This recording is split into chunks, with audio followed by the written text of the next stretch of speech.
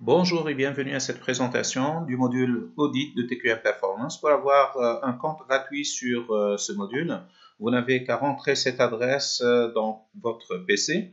Et pour avoir plus d'informations sur comment utiliser TQM Performance, les différents modules et tout ça, vous avez un lien à la chaîne YouTube de Moufid Karé. Donc, on va commencer par la présentation de, donc, quand on rentre avec son nom d'utilisateur et mot de passe, donc on se connecte. On va avoir donc trois macro-modules qui sont pilotage, qualité et talent. Donc, dans notre séance d'aujourd'hui, on va voir le macro-module qualité et donc la gestion des audits. Donc là, on accède à la gestion des audits. On a un module configurateur qu'on va voir ensemble. Donc, je vous ai préparé quelque chose ici. Donc, au niveau du module configurateur, on définit les types d'audits. Donc, on a des audits de compte, de contrôle interne, audits d'état financier, ISO 45000, ISO 9001, etc.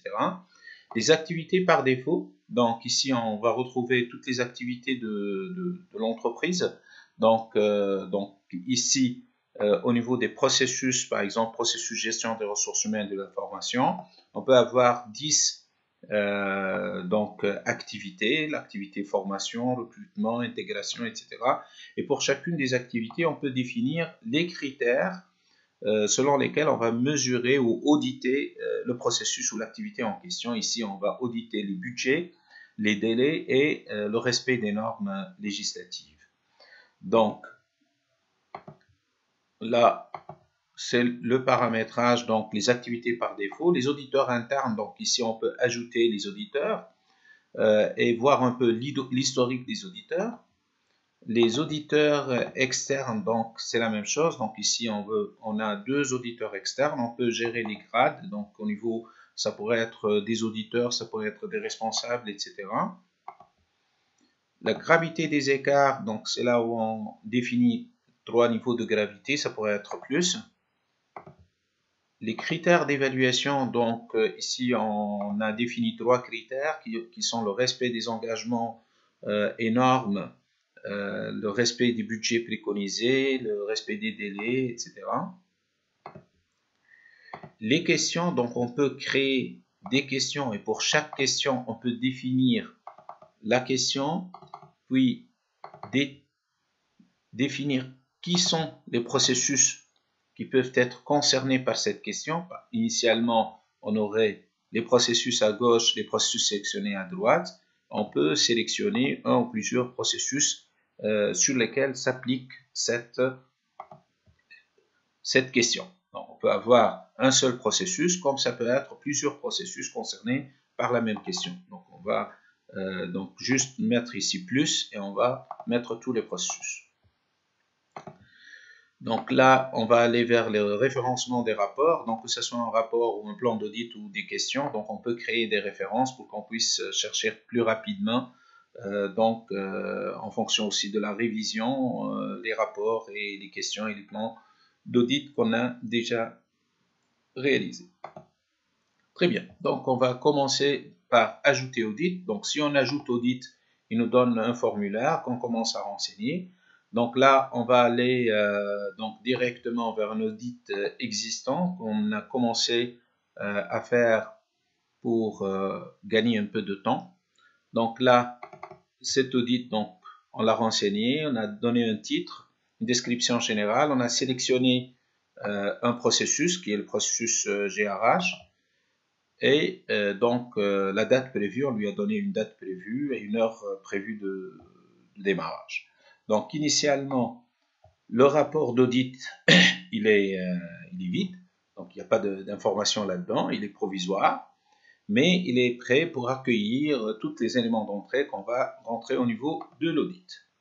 Donc, on va rentrer au niveau de cet audit-là, de ce processus-là, qui est processus gestion des ressources humaines de la formation. Son état n'est pas encore réalisé. C'est un audit annuel de maîtrise des coûts, de la qualité et des délais. L'objectif, c'est de détecter les non-conformités réelles et potentielles pour garantir le maximum d'efficience. Le commanditaire, c'est la direction générale. Donc, pour chaque activité, on peut planifier pour dire, par exemple, l'heure de début qu'on va réel, donc on va démarrer l'audit. Oui, cette action est irréversible.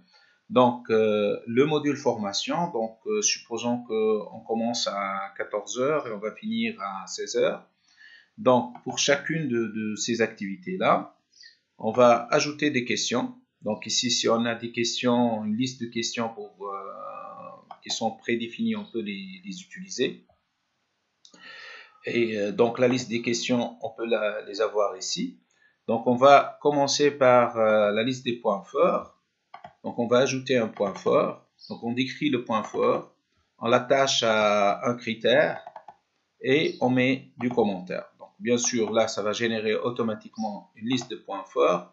La même chose au niveau des non-conformités. S'il y a une non-conformité, donc ça va, on indique la gravité, le détecteur. Et bon, on peut aussi créer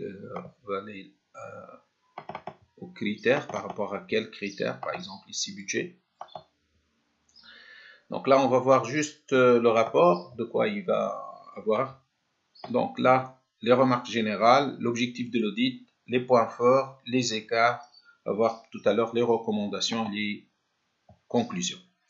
Donc de cette façon-là, donc on peut, comme on a dit, sélectionner un ou plusieurs processus qui sont concernés par la couverture de l'audit. Et pour chaque processus concerné, on le renseigne de la même façon, on définit les questions. Donc, on sélectionne le point d'audit, on définit les questions. Donc, supposons que c'est toutes ces questions-là qui seront considérées. Et pour chacune des questions-là, on va voir les critères. Donc, supposons que c'est tous les critères qui sont là. On peut ajouter qui sont le ou les auditeurs pour définir la liste des auditeurs. Bien sûr, ici, je dois les définir auparavant. Donc, c'est ici où on va ajouter les auditeurs internes et externes et définir les personnes responsables. Donc, supposons que ici, j'ai un auditeur externe et je vais ajouter un responsable. Je pense Monsieur Radouane pourrait être responsable. Donc là, il va me donner le responsable. Donc là, au niveau de l'auditeur, là, j'ai la liste que j'ai définie ici. Donc, Monsieur Radouane, Issam, etc. Donc, je vais dire que c'est Monsieur Issam qui va être l'auditeur et peut l'aider Monsieur Bilal en assistance. Donc là, si je valide, donc là, il va me demander la date prévue, supposons que c'est demain, l'heure prévue, la durée prévue, supposons que c'est 8 heures, le lieu de l'audit, etc. Donc je valide. Un audité responsable, c'est ça, bon, il faut avoir quand même un audité. Donc si je vais dire Yassine Miri, je valide. Un audité responsable de validation, donc il doit être responsable, et je valide. Donc là, je peux avoir le rapport provisoire d'audit avec tous les renseignements concernant l'audit qui est à réaliser. Donc on va aller vers un audit qui a été déjà très bien renseigné, qui est cet audit-là. Donc au niveau de cet audit, on va voir le rapport. Donc le rapport comprenant tous les renseignements, les objectifs de l'audit, les points forts, les écarts, l'analyse des causes, s'il y a des non-conformités, les plans d'action, etc. Donc tout ça, ça a été renseigné au niveau du module gestion des audits et le système va envoyer automatiquement aux différentes personnes les actions qu'ils ont à réaliser en utilisant la méthode 6M pour ce qui concerne l'analyse des causes. Et donc, on a tout le rapport d'audit. Donc, comme je vous rappelle, pour avoir une licence gratuite pour ce module, vous allez à cette adresse-là. Et donc, vous créez votre propre compte. Et en un instant, vous aurez accès directement à TPM Performance. Merci pour votre attention et à la prochaine.